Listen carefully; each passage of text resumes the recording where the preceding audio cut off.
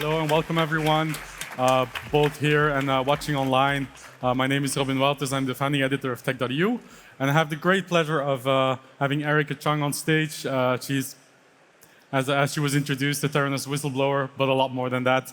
Erika, welcome to Europe, welcome to Denmark, and welcome to TechBBQ. Yeah, thanks everyone for being here and having me here. It's an absolute pleasure.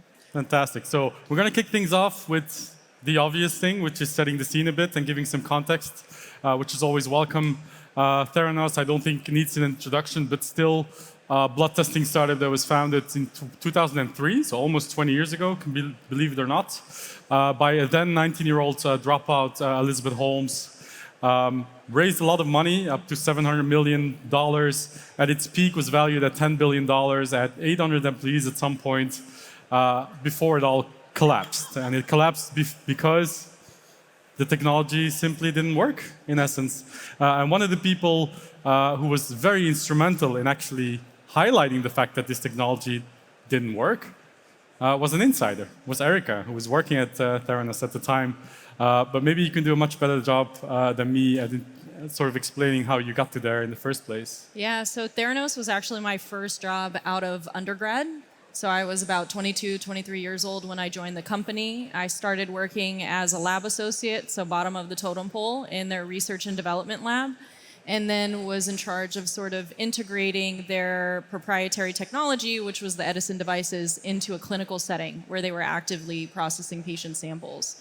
And through working there for about 7 months, I started to realize that there were these massive failures on the Edison devices that were being used to tell patients, whether they were at risk for cancer, whether they had hepatitis or not, and a whole wealth of other biomarkers. And so after a while, I started kind of internally reporting to let people know the severity of the issues that we were seeing with this technology. And then eventually I went external, both to the board, the media, and to regulators to have them conduct an investigation to stop them from processing patient samples. And I think, correct me if I'm wrong, but almost immediately when you joined, you started seeing sort of the flaws in the system and the red flags, which I read the book, I followed the story for years. What I always wondered, like with so many smart people working there with good intentions, good education, why wasn't this flagged earlier? I mean, I think there were people who flagged it internally, but they got fired. Nothing was done. They got isolated. There was one guy that had raised concerns, and he worked by the stairwell where no one really heard or saw of him, and he had a title, he had a position, but absolutely no work. So these are some of the methodologies that these kind of companies will use in order to prevent people from saying something and actually having something done about it. It's hard when you're in a context of a lot of fear and secrecy and retaliation within an organization to have the means and the ability to say something in those contexts. So why it went on as long as it did, I don't know. I think Tyler and I and the other whistleblowers were positioned a bit better to speak up because Theranos had started off as an R&D company. But the moment they started testing patients, that's when you get into a regulated industry. And honestly, that was one of the bigger mechanisms to basically have regulators come in and actually shut the company down and prevent them from engaging in that behavior, and really allowed the sort of box to open, if you will, where people were starting to figure out all the lies that were being told within the organization. Right. So you're being confronted in basically what's your first job out of school with a culture of fear, as you call it. Was your intention at the beginning just to flag it internally and try to fix things? Yeah. Of course, I wanted to see this company succeed. Like, I was so excited to be working for this up and coming tech company that seemed to have this really innovative technology that was going to make healthcare more accessible and affordable for people in the US. Like, even through the process of seeing the red flags, I wanted to be wrong. I didn't want to be right. I wanted to basically see this thing through, and so I think it was very difficult, that process of speaking up, realizing the truth of what was going on, because it meant, we were doing the exact opposite of what we had promised, which was to provide patients with quality care, and we were doing the exact opposite. So, and were you listened to at all, or was it just like constant arguing or deception? It was basically every rung I was taking the information to. It was like, well, maybe it's this over here, you know, some like quality control material, run another experiment, go do this over here, or, oh, you know, I have to pick up my kids now, like, can you figure Really? it out? And I think, you know, I'd raised it internally all the way to the COO. And I think before that, I had imagined that people just didn't really understand what was going on at the operator side of things. But when the COO basically told me, you know, you don't know what you're talking about, you're a recent grad from UC Berkeley, you need to do the job I pay you to do, which is process patient samples without question, it became very clear to me that they had known about these issues, but they weren't doing anything about it. And even talking to the board, you know, my expectation was revealing this information to the board that they would have come in and done some sort of investigation, but basically they said, I've brought in a lot of really successful people into this deal. They all say it works. You seem smart. I know my grandson's smart, who was one of the other whistleblowers in the case, but you know, maybe you should think about doing another job. So it was just hard when you're met with that kind of resistance, in addition to being asked to like completely violate your basic boundary of, I want to provide quality care for patients. I could have, you know, giving these results out, you can kill people, right? You can give people blood thinners when they need blood clot medication. You can really cause a lot of damage to people's lives, and so it was very hard for me to stay in the organization between confronting that possibility of going against my own value set, in addition to the fact that you're just not listened to. Yeah. And when you met with that resilience, was that also the point where you said, okay, this needs to be exposed, this needs to be stopped? It's honestly very hopeless, right? Because I didn't know what to do. Like, who do you talk to? Did you know what a whistleblower was? I had no idea what a whistleblower was, right? I had no idea. It was honestly me trying to do my job at the end of the day. And I don't think it was until the media started calling me a whistleblower that I had even come to terms with what that was. And that's what I now was. So it was a bit of a revelation that after I was an off-the-record whistleblower for a really long time. So I basically did all the whistleblowing. I moved to Asia. I didn't think about it anymore. And then it went into the public record and everyone was talking about it. So it was interesting that then I became the whistleblower, but it was maybe 4 years after the whole thing had happened, versus I thought it was like this kind of horrific thing that went on in my life that I didn't want to deal with anymore. Well, that's also the reason you're on stage today. Yeah. One thing that struck me while we were preparing for this interview was we've all seen the documentaries, read the book, we followed the story in the media, but you haven't. You've seen none of these things.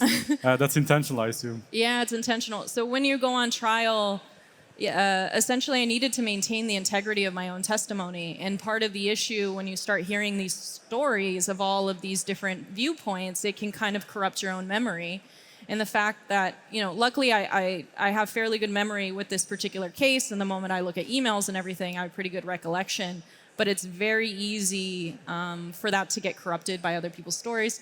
Also, it's a bit traumatic to sit there and realize like how long the fraud had gone on, how many lives it had affected, that I think for me on a personal note, considering the acuteness of just dealing with how traumatic my small role in it was, the fact that there were so many other people that were affected by this case, I think it's hard as someone that it's so attached to my life to want to watch it.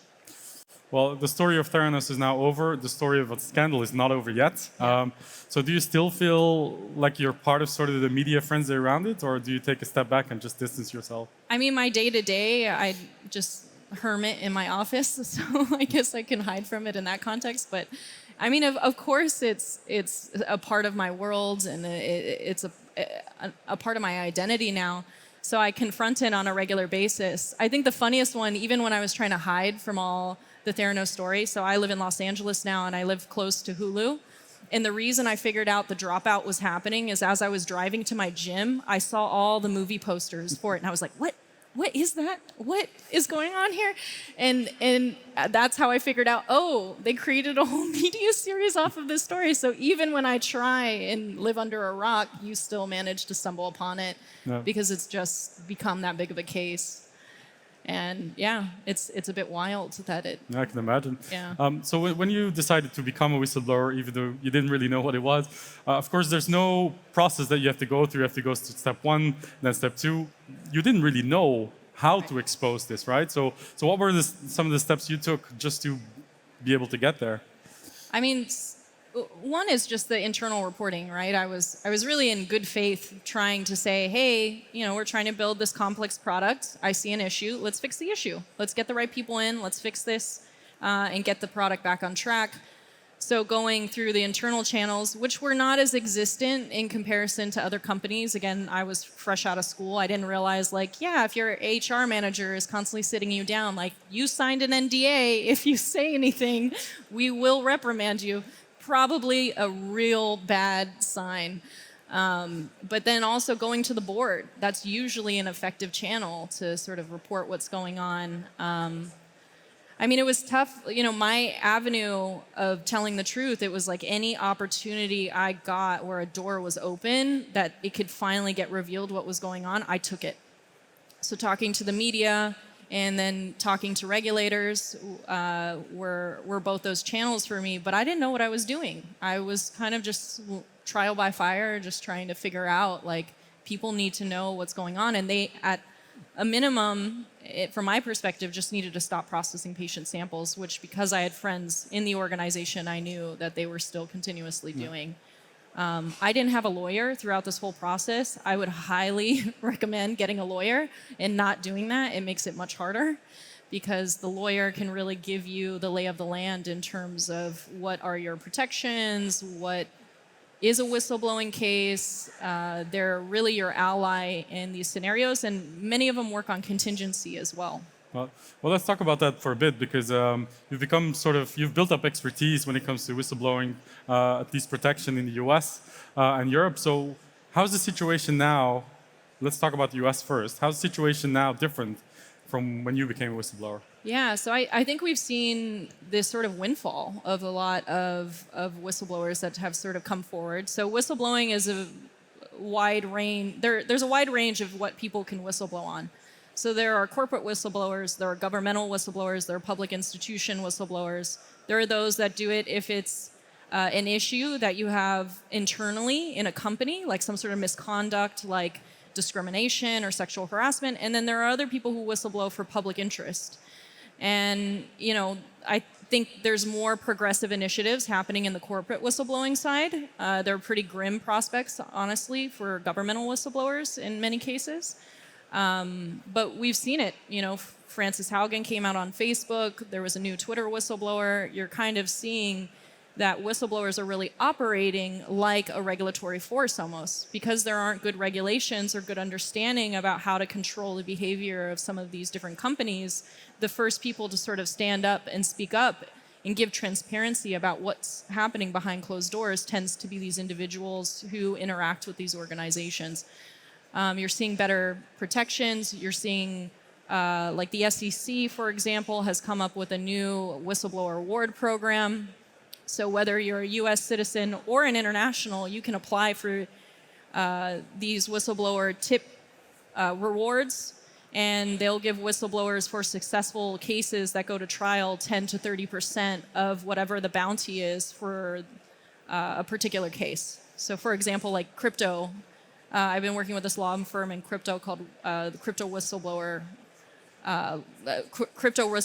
And essentially in crypto, there's been like $2.35 billion in monetary sanctions against crypto companies, and whistleblowers can often receive 10 to 30% of that. And then we were talking about, too, the EU actually came out with the EU whistleblower directive recently to provide safe spaces and mechanisms and channels for European whistleblowers to sort of come forward, and it's partnered with about 22 countries to be able to provide better protection for them. I don't know all the details of all the legal ins and outs, but that just got enacted, I think, in 2019. Yeah. Neither do I, but I think it's quite similar to the US in terms of the protection that it provides to whistleblowers. But it's also up to the member states in the EU to sort of decide on their own how they will implement that, which will always be fragmented, of course. Right. But from what you've seen in the US, the changes that there have been, how much of it do you think is down to the Theranos case? Or is it just a combination of things that have happened? I mean, you've always had whistleblowers, right?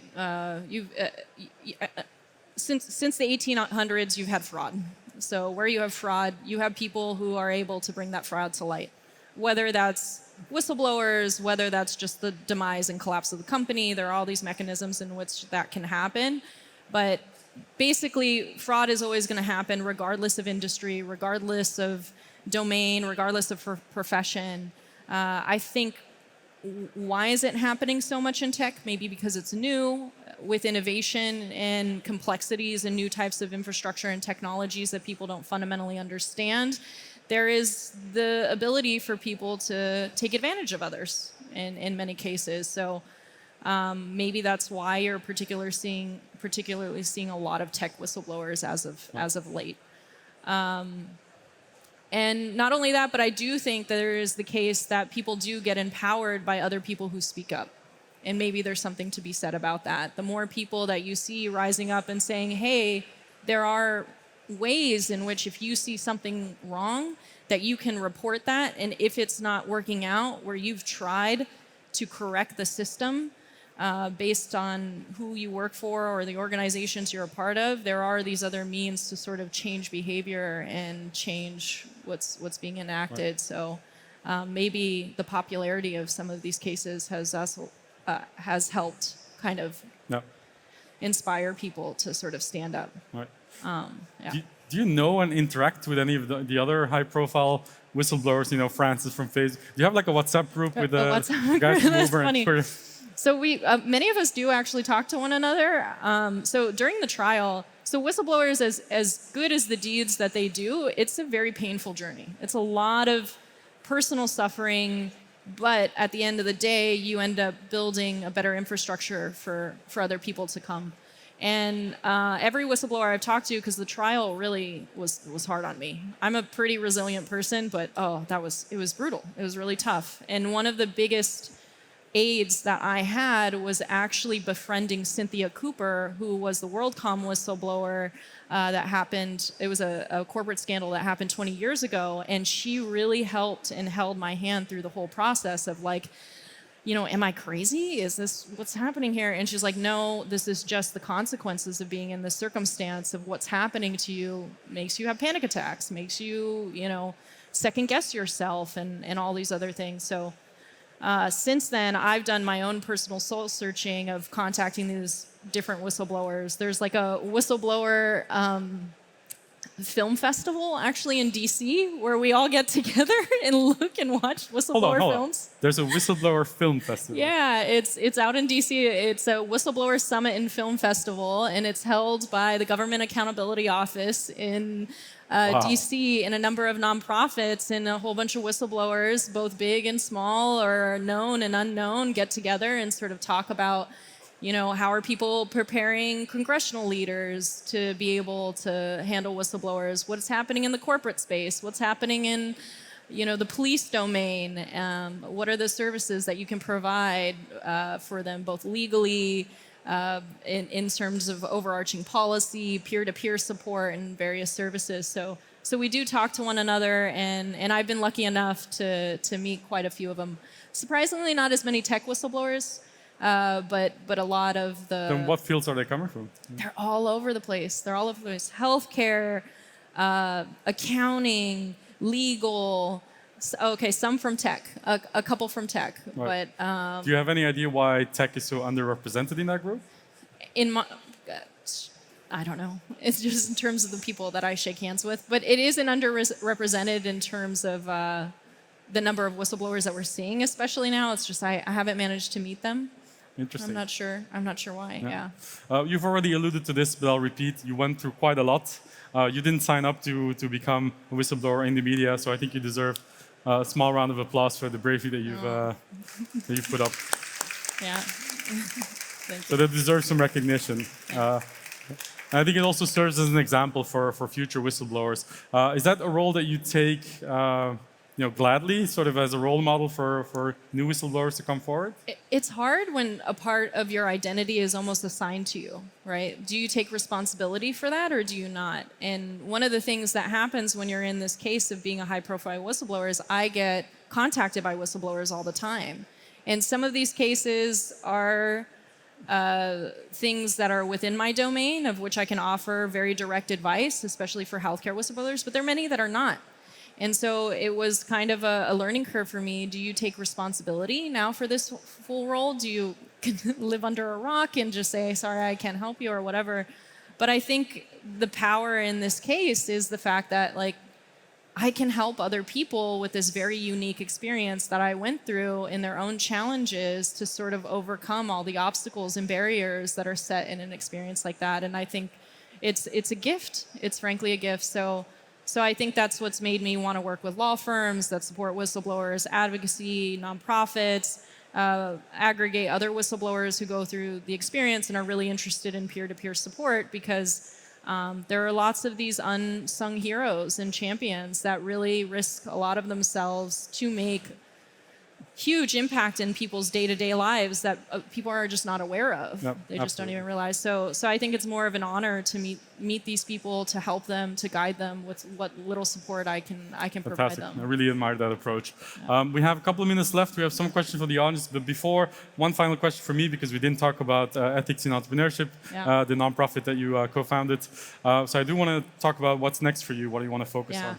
So right now, I run a nonprofit called Ethics in Entrepreneurship. Essentially, we're trying to embed ethical questioning culture and systems in startups and startup ecosystems. I've been quietly developing a lot of these projects, but we're going to be launching 2 new programs at the beginning of the year, so hold out for that. But essentially, we're trying to make ethics easily integrated into startups and really provide kind of like easy to use, accessible resources for companies to sort of make ethics a priority in their business. So look out for that in the beginning. Looking forward to those announcements. And I think this will resonate well with this audience, and especially here in the Nordics.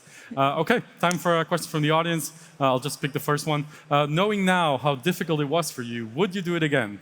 Particularly with all the media attention. So if you look back, would you do the exact same thing? Would I do the exact same thing? I definitely whistleblow again, 100%. Like, would I have done it better? Yeah, I would have gotten a lawyer.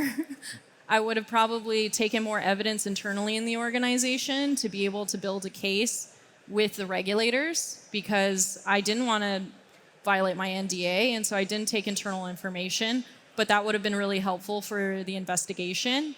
And what was the second part of the question? Especially with all the media attention. With all the media attention. Yeah, the media attention, would I have taken it?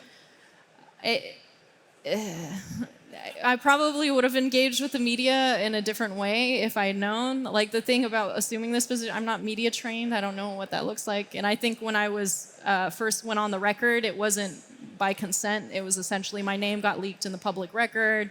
And I woke up one day and everyone's like, "You're in Bloomberg today." And I was like, "Oh, no, here we go." I think I would have done it better. I would have probably got media training. I would have understood, everyone's different incentives of what they want from you. But at the same time, I would have 100% whistleblown again, without a doubt. Probably would have gotten a lawyer. Right. I think you handled it very well, and hindsight's always 20/20, right? Exactly. Final question: what do you think about incentive for whistleblowers? You talked about a little bit the financial incentives. Do you think it would push more people to raise concerns? Yeah. So I think in terms of the incentivization programs for whistleblowers, there's a pretty high cost. There's a pretty high cost to whistleblowing. If you look at the outcomes, it's actually pretty grim. Majority of these people lose their jobs. They lose their careers. Many of them are late stage in their careers, to where it's like decades, 2 decades of a particular career that now they've lost. Divorce rates are very high. Mental illness is very high. Suicide rates are very high. So I think the barrier to entry to whistleblowing is so hard already that it does help having these incentive programs to make it easier for people to cross that barrier, because the outcomes of what whistleblowers produce to protect public interest, to protect people, to maintain trust within societies is really valuable. So I do think it will help. I think it will help, and so it's good that the SEC is launching these programs, that other institutions are implementing these programs. Of course, policies to prevent retaliation against whistleblowers within organizations are really valuable as well. And based on the SEC tip line, since they started implementing this, especially because of remote work, they've seen a very, very large increase in terms of tips. And maybe that's because people are less scared, Right. because there's more decentralized, their bosses aren't hovering over them. But you do actually see that in the numbers, that there's been, on some of these tip lines, more reporting going on. It's a great answer. Thank you for that. We're out of time. I know there's a couple more questions, but Erika is going to be around, so feel free to ask her in person if you bump into her. Erika, it was a great pleasure to meet you and to have this conversation with you on stage. And thank you all for listening. Yeah. Thank you.